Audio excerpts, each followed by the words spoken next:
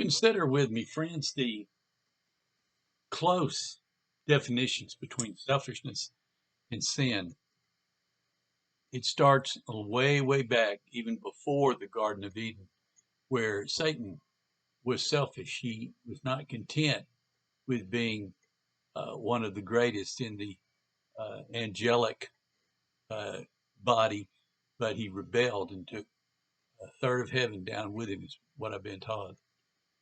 Then you think in the garden in the Garden of Eden, where uh, again Satan talked Eve and Adam into believing they'd been shortchanged, that they innocence wasn't good enough. They wanted to know the knowledge of good and evil, and so they ate of that tree. And of course, it turned out that it was partially true. Mankind does have some ability to discern from good and evil, but uh, I don't know how many thousands of years men have been on the planet. It's been many, many years, I believe, but uh, we haven't proved very good at knowing the difference between good and evil. And so we still need to admit that self is not very beneficial when it comes to metaphysical and ethical situations. So, what I would recommend to all of us is to take an examination, see how big in the middle of our being is self and how big is God. The scriptures talk about in Matthew 16, Jesus said to his disciples, "If anyone desires to come after me, let him deny himself and take up his cross and follow me. For whoever desires to save his life will lose it, but whoever loses his life for my sake will find it."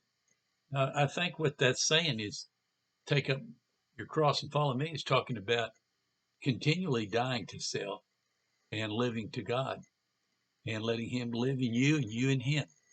And I think what we're going to find is that uh, there may be great sacrifice, there may be persecution, but generally speaking, things are going to work out a whole lot better for you if you begin to love God, trust God, obey God. None of us do it perfectly. That's why we have the opportunity to confess, not that we're gaining salvation again and again, but that when we do uh, crash and burn, that we can get back in, from our standpoint, in a good union again with God. And because it's our shame and guilt when we mess up that separates us. So here we're coming into the summer, we're coming towards the fourth, and another year is roaring by. So I can't think of a better time to reaffirm our decision to take self off the throne, take up that cross, dying daily to what our desires apart from God are, and going with His desires uh, through us. So I hope you have a good summer so far, and we'll talk to you later.